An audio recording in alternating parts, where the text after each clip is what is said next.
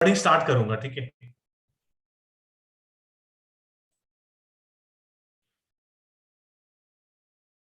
Recording start कर दिया मैंने।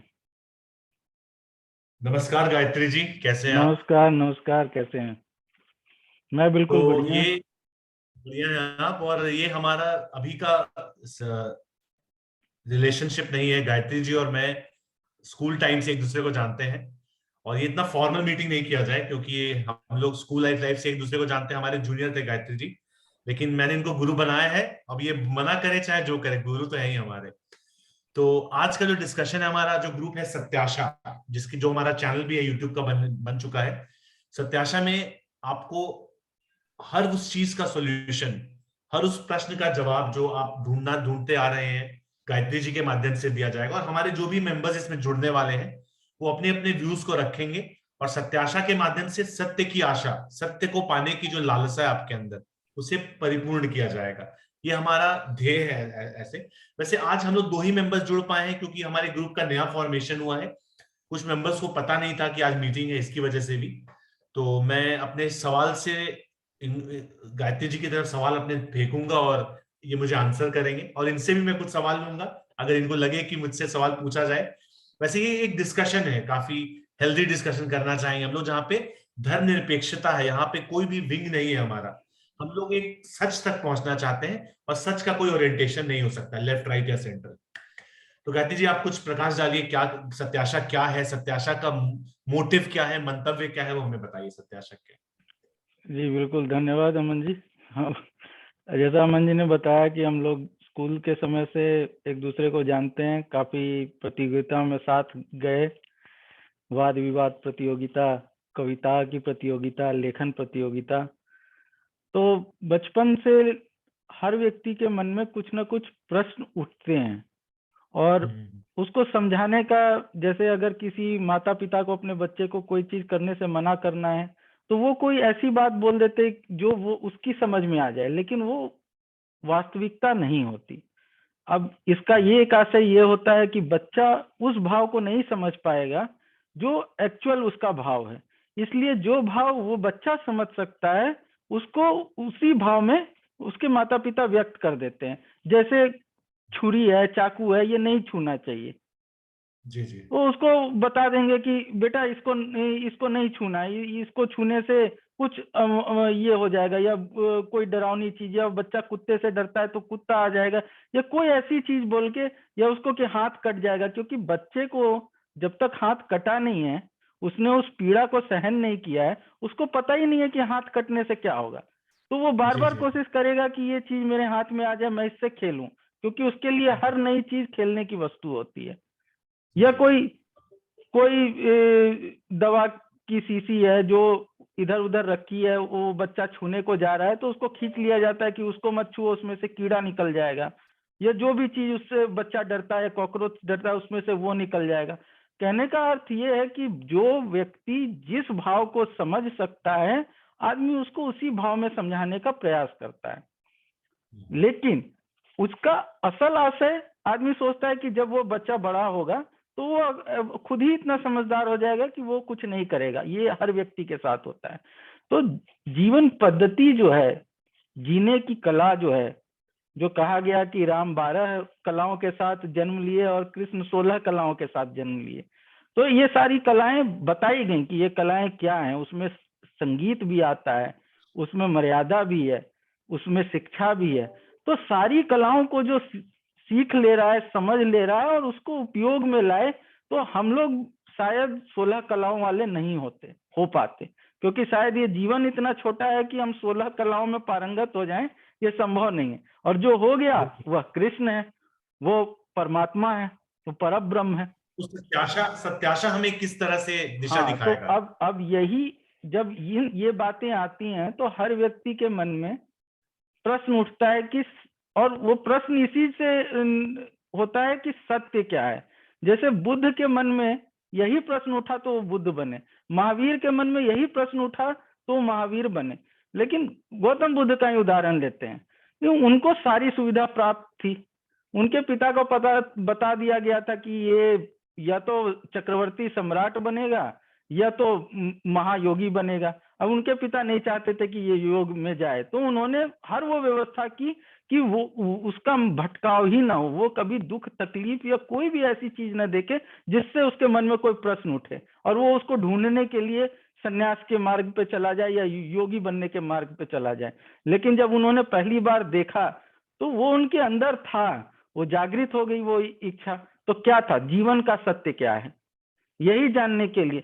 तो ये सत्य जानने के लिए हर व्यक्ति के मन में प्रश्न उठता है। कभी हमें कुछ उत्तर मिलते हैं, कुछ उत्तर नहीं मिलते, क्योंकि अगर जीवन का सत्य आदमी जान ले तो कभी दुख ना हो, और अगर दुखी ना हो तो ये इसको दुख का सागर कहा गया, मर्त लोक, मृत्यु लोक। मृत्यु क्या देती है, दुख देती है।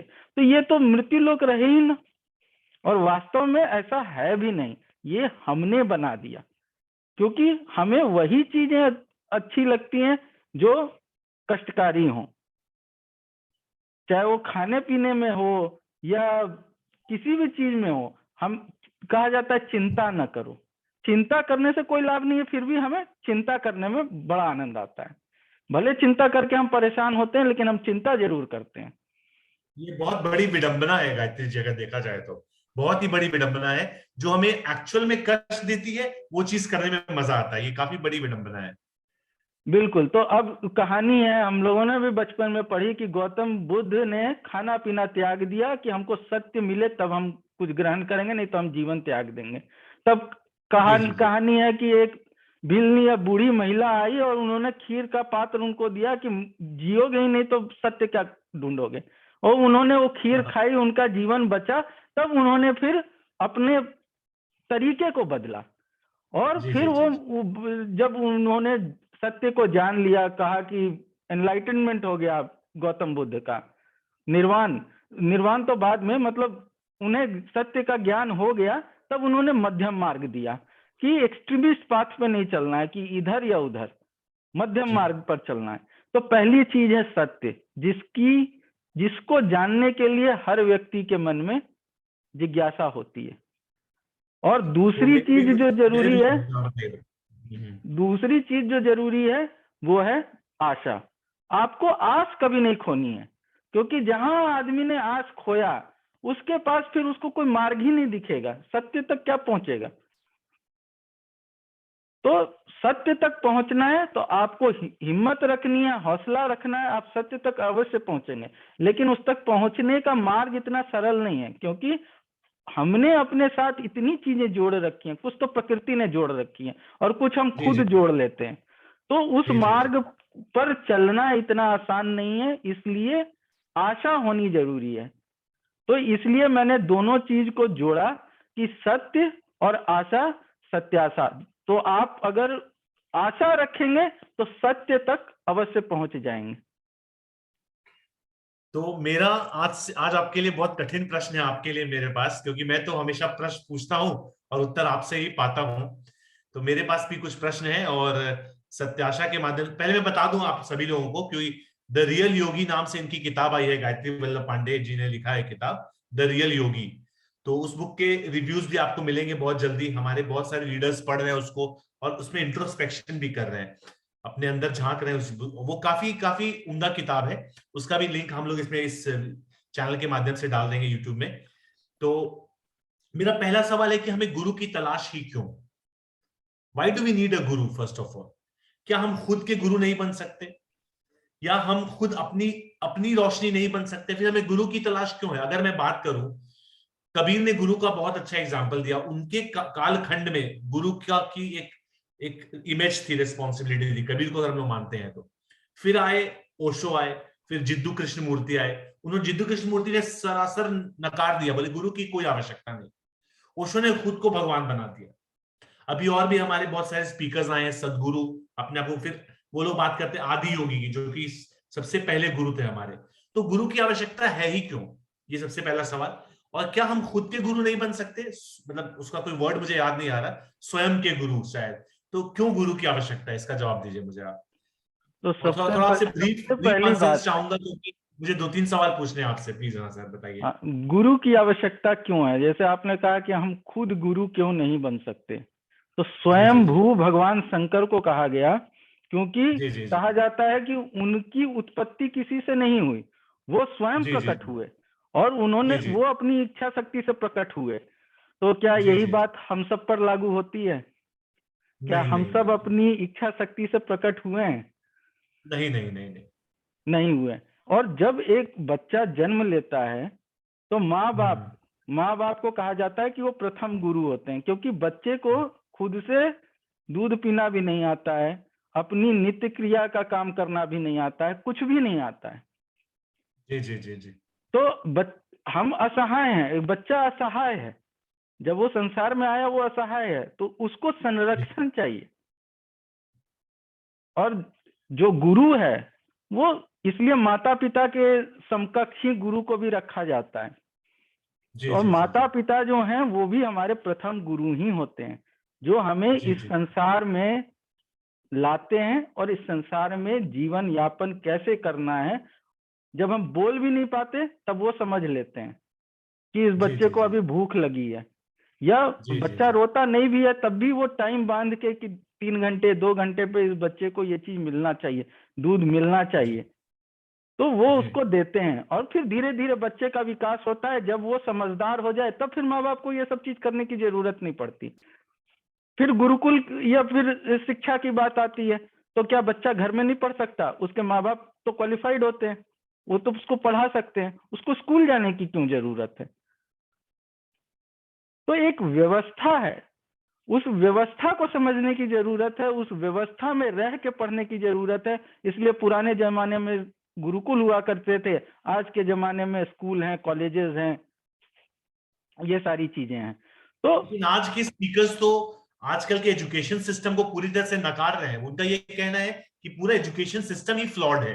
उनके हिसाब से अपना आत्म मंथन, आत्मचिंतन से ज्ञान प्राप्त किया जा सकता है, उनका ये कहना है। हाँ, मैं वही कह रहा हूँ कि जब आप एक स्टेज पहुंच जाते हो, जैसे एक बच्चा जब जन्म लिया उसको कुछ भी नहीं कर सकता है वो। आप एक बच्चे को छोड़ दो कि भाई जन्म तो दे दिया, हाथ पैर तो तुम्हारे पास भी है, मुंह भी है, सब चीज कर लो, क्या वो कर सकता है? नहीं नहीं नहीं नहीं नहीं कर सकता। उसे जरूरत है ताकि वो उस स्टेज तक पहुंच जाए, वो चीजें सीख ले। और वो सिखाएगा कौन? जिसने उसे इस संसार में लाया। उसकी पहली जिम्मेदारी है कि वो उसको सिखाए कि जीवन यापन कैसे करना है। तो गुरु की यही जरूरत होती है कि जो असहाय है, कुछ नहीं कर सकता, आप अंधकार में हो, आपको एक डायरेक्शन तो चाहिए। वो डायरेक्शन जो गुरु प्रकाश है, वही प्रकाश है जो आपको दिखाता है कि तुम्हें इस दिशा में चलना है।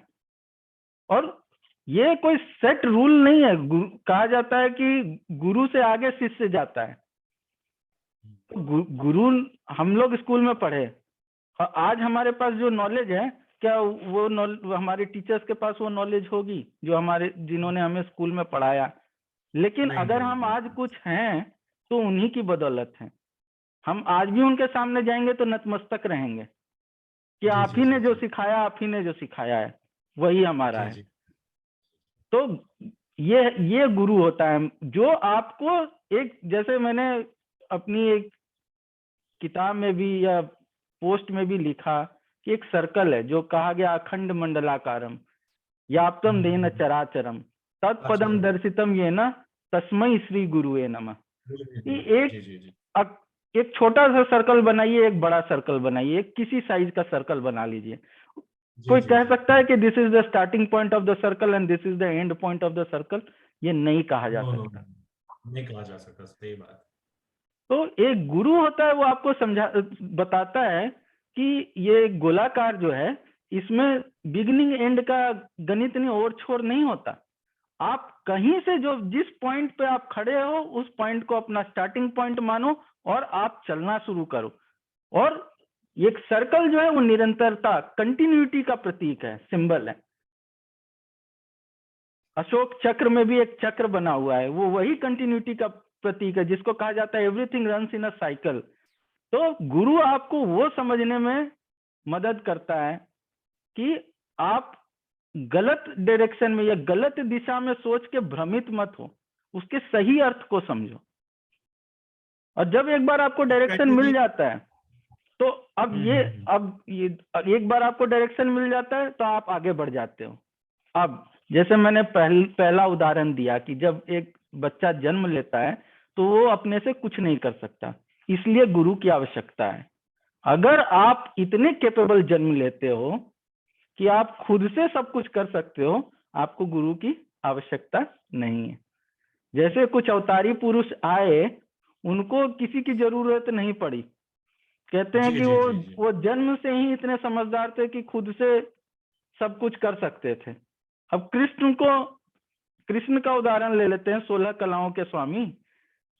जी जी जी जमुना जी जब लेके वसुदेव जी पार कर रहे हैं, जमुना जी में डूब गए और जमुना जी उफन रही हैं कि कृष्ण भगवान का चरण स्पर्श हो जाए, तो कृष्ण भगवान डूब नहीं जाते अगर जमुना जी में उनको छोड़ भी दिया जाता तो। समझने का अर्थ है कि अगर हम खुद में इतने कैपेबल हैं तो कोई गुरु की कोई जरूरत नहीं है। लेकिन अगर हम उतने कैपेबल नहीं हैं तो एक दिशा, एक इनिशियल ज्ञान पाने के लिए गुरु की जरूरत पड़ती है, वो जो आपको ये थ्रेशोल्ड तक बता। पहुंचने के थ्रेशोल्ड एनर्जी, वो थ्रेशोल्ड तक पहुंचने के लिए हमें गुरु की जरूरत पड़ती है। उसके बाद बिल्कुल। हम लोग भले फ्री हो जाए। जी जी जी हाँ, उसके बाद आपकी इच्छा है, आप किसी भी लेवल तक जा सकते हैं। जी जी जी। एक तो सवाल है गायत्री जी आपसे, बहुत इंपॉर्टेंट सवाल है मेरा। ये ईगो क्या है? मतलब एक बोलते हैं फॉल्स ईगो, मेल ईगो। ये ईगो जो शब्द है वो कैसे डिफरेंट है एरोगेंस से, कैसे डिफरेंट है प्राइड से, कैसे डिफरेंट है सेल्फ रेस्पेक्ट से? ये ईगो शब्द मुझे बहुत, और इसमें ईगो का ही एक आउटकम होता है कि लोग अपनी गलती के लिए दूसरों को ब्लेम करते हैं और अपने सक्सेस के लिए अपने आप को कंसिडर करते हैं। तो मैं ईगो को समझना चाह रहा हूं, ईगो क्या होना चाहिए या नहीं होना चाहिए? बिना ईगो के इंसान नहीं हो सकता, ऐसा भी कहते हैं बहुत ज्ञानी लोग। और क्यों आदमी हमेशा दूसरे को ब्लेम करता है अपनी गलती के लिए और अपने सक्सेस के लिए अपने आप को रिस्पॉन्सिबल ठहराता है? तो ईगो को डिफाइन करें प्लीज। ये शायद मेरा आखिरी प्रश्न होगा आज के लिए, इसे प्लीज बताएं, इलाबोरेट करें थोड़ा सा। ईगो बोला ईगो जाए, प्राइड में। जी जी जी हाँ, तो ईगो, देखिए सारे शब्द आपने बता दिए। तो ईगो जी को जी जी अगर आप बीज मान के चल रहे हैं तो इनसे ही जी जी पनपती है सारी चीजें।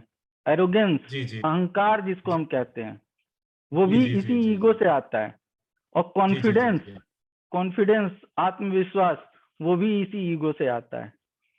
गर्व भी इसी से आता है, प्राइड, गर्व, गर्व हाँ, भी इसी से आता है गर्व शायद। भी इसी से आता है। तो अगर हम उसको बीज मान के चल रहे हैं तो उसमें हमको क्या उससे प्राप्त करना है वो हम पर डिपेंड करेगा। ठीक है, अगर मैं कुछ कर सकता हूं तो मैं बोलूंगा कि ये मैं कर सकता हूं, इसमें कोई डाउट नहीं है कि ये मैं नहीं कर पाऊंगा। इसको आत्मविश्वास कहते हैं। जी और अगर आगे वाला हिलाना है, तुमसे नहीं होगा, हो ही नहीं सकता है तुमसे, तब हमारे अंदर का आत्मविश्वास, मतलब वो जो ईगो है, वो बोलेगा कि नहीं, नहीं हो सकता, ये संभव ही नहीं है, तुम कर सकते हो और तुम प्रयासरत रहो, तुम कर लोगे। तो ये है पॉजिटिव चीज जो उसी ईगो से आता है। लेकिन हमारे यहाँ सब चीज, बचपन में संस्कृत के श्लोक भी पढ़े हम लोगों ने, सब चीज का बताया गया, अति सर्वत्र वर्जयेत।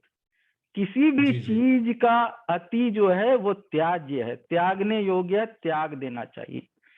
तो जो चीज उस लिमिट तक रहे जो आपको ये विश्वास दे कि नहीं, कोई अगर न भी कहे तो भी ये अच्छी चीज है, करनी चाहिए, तो तुम कर सकते हो और कोई तुमको रोक नहीं पाएगा ये करने से।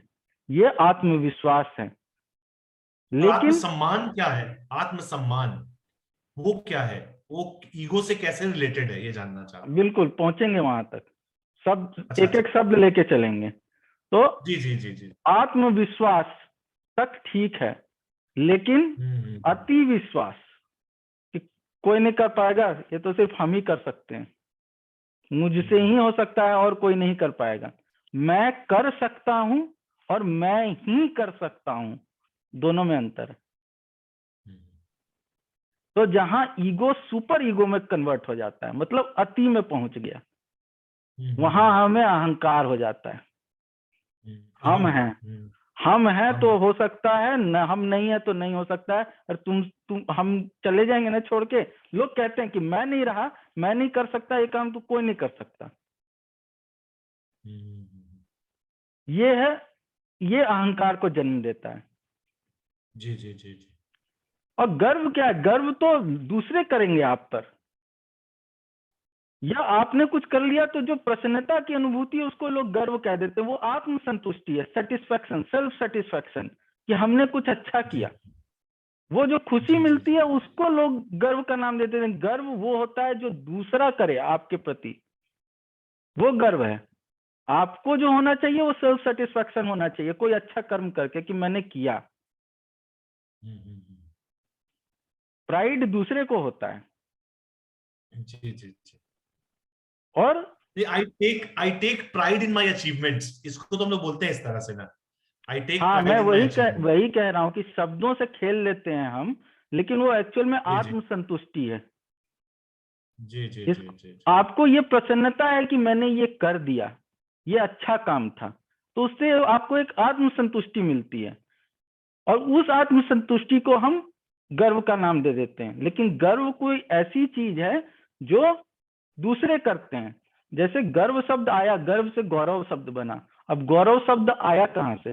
गौ मतलब गाय होता है, और रव मतलब गाय के रम्भाने की आवाज, रव आवाज होता है। तो गाय के रम्भाने की आवाज से गौरव शब्द बना, और उसका अर्थ क्या है? प्राइड है। तो ये शब्द की उत्पत्ति कैसे हुई? इस शब्द की उत्पत्ति भी उसी काल में हुई, द्वापर में। अब नंद बाबा है, नंद बाबा जो है उस समय गोधन बोला जाता था, गाय ही धन है। जिसके पास जितनी गाय वो उतना बड़ा धनी आदमी। तो जिसकी गौशाला से सबसे ज्यादा गाय के रंभाने की आवाज आए वो गौरवशाली है। गौरवशाली कैसे है? क्योंकि उसके पास सबसे ज्यादा गाय है, तब तो सबसे ज्यादा गाय के रंभाने की आवाज आएगी। तो ये शब्द राइट आया राइट। वहां से, गोधन और गौरव शब्द वहां से आया। अब आज कोई गाय नहीं पालता इतनी संख्या में कि उसकी आवाज पूरा गांव सुन ले या पूरा शहर सुन ले। उस समय नंद बाबा के गौशाला से अगर सारी गायें रंभाना शुरू करती थी तो पूरा गांव सुन लेता, और सब कहते कि गौरव की हाँ, बात, गौरव की बात। हाँ ये नंद बाबा की गायें रंभा रही हैं, उनका रव है, तो वो गौरवशाली व्यक्ति हुए। तो गाय के रंभाने की आवाज दूसरे लोग सुन रहे हैं, और वो कह रहे हैं कि हाँ ये गौरव, गाय का रव मतलब गौरव वहां से आ रहा है, वो है गौरवशाली। जी जी जी जी। तो कहते हैं कि जो हमारे योगी हुए हैं बहुत बड़े बड़े, आपने रियल योगी में भी लिखा है, जैसे हमारे योगीश्वर शिव के बारे में कहते हैं, जो योग के ईश्वर हैं, उनका शून्य था ईगो। शून्य मतलब ये शून्यता कहाँ से आ गई? शून्य ईगो होना मतलब बोलते हैं वो शून्यता में आत्मसात थे। वो क्या है मतलब वो अवस्था कैसे? मुझे पता है इस डिस्कशन में सारा कुछ नहीं हो सकता, और मैं वो उस वाले सवाल के लोग अपने आप को क्यों क्लेम करते हैं कि मैं विजयी हूं, मेरी वजह से ही विजयी हुए हैं, मैं इस पे आना चाहता हूं कि ये शून्यता ईगो में कैसे ला सकते हैं? ईगो शून्य हो जाए, ये कैसे हो सकता है? ये क्या है ये अवस्था? मैं कह रहा हूं कि ईगो को शून्य करने की जरूरत नहीं है। हमें अच्छा अच्छा उस बैलेंस को समझने की जरूरत है कि कहां तक ईगो है और कहां से वो सुपर ईगो हो जा रहा है। अच्छा अच्छा अच्छा अच्छा। जी जी जी जी। जीरो तक जाने की जरूरत नहीं है। हमें वही थ्रेशोल्ड वैल्यू, उसके थ्रेशोल्ड तक पहुंचने की जरूरत है कि नहीं बस ये लिमिट है, इससे ऊपर चला गया तो मैं से मैं ही तक हो जाऊंगा, और मुझे मैं ही तक नहीं पहुंचना है।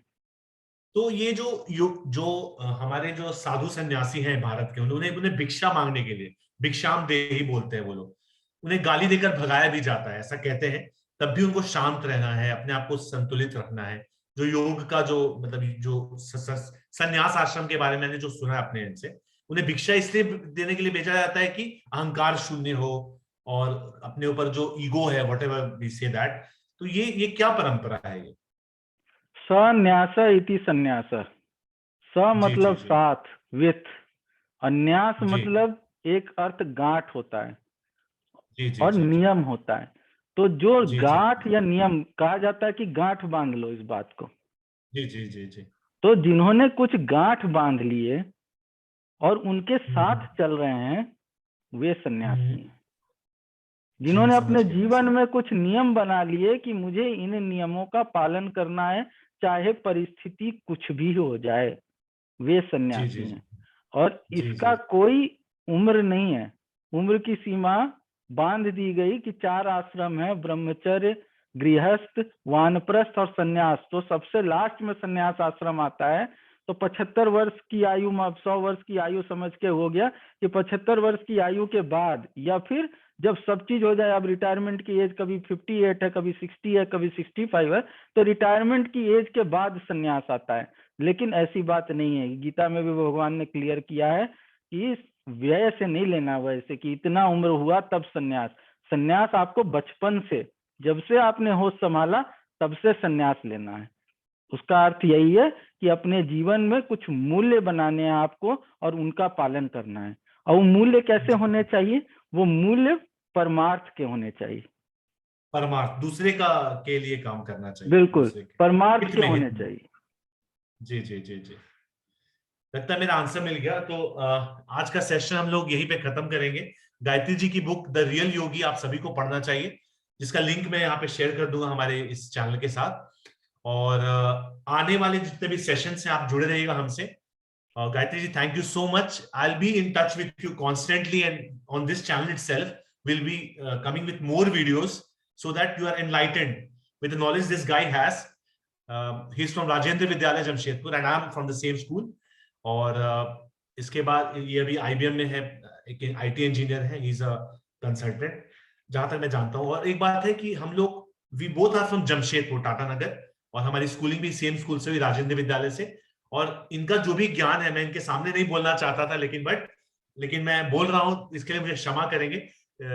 और इनका जो भी ज्ञान है आप तक पहुंचे, इसके लिए हमारा चैनल सत्याशा है। Thank you so much Gayatri ji, thanks a lot. Thank you. मिलते हैं और आपसे नेक्स्ट अमन भाई ज्यादा बोल देते हैं, ज्ञान जो है वो बांटने से बढ़ता है। और जब जी जी जी सुधी जी, जन लोग आपसे मिलते हैं, चर्चा होती है, उस चर्चा से एक दिन और चर्चा हो रही थी अमन भाई से, तो इन्होंने समुद्र मंथन की बात की थी। तो ये बातों हाँ की राइट, जो चर्चा होती है वो मंथन के समान है। और उस मंथन से जो चीज निकल के आता है, उसमें विष भी निकलेगा, अमृत भी निकलेगा, उसमें लक्ष्मी भी निकलेंगी, उसमें धनवंतरी भी निकलेंगे। तो वो मंथन जो है वो हमें लाभान्वित करता है।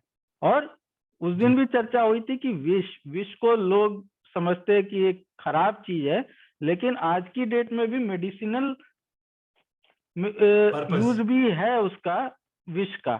तो हम किस तरह से किस चीज को प्रयोग करते हैं वह जरूरी है, वह महत्व रखता है। और नहीं तो अच्छी जी जी चीज का भी दुरुपयोग हो सकता है और बुरी चीज का सदुपयोग हो जी, सकता है। तो ये जो उपयोग हो सकता रिलेटिव है, बिल्कुल। टर्म्स हैं, ये हम पर निर्भर करता है। इस पर हम लोग और आगे विस्तार से चर्चा करेंगे, लेकिन आज के लिए इसको यहीं विराम देते हैं। धन्यवाद। प्रणाम प्रणाम गायत्री जी।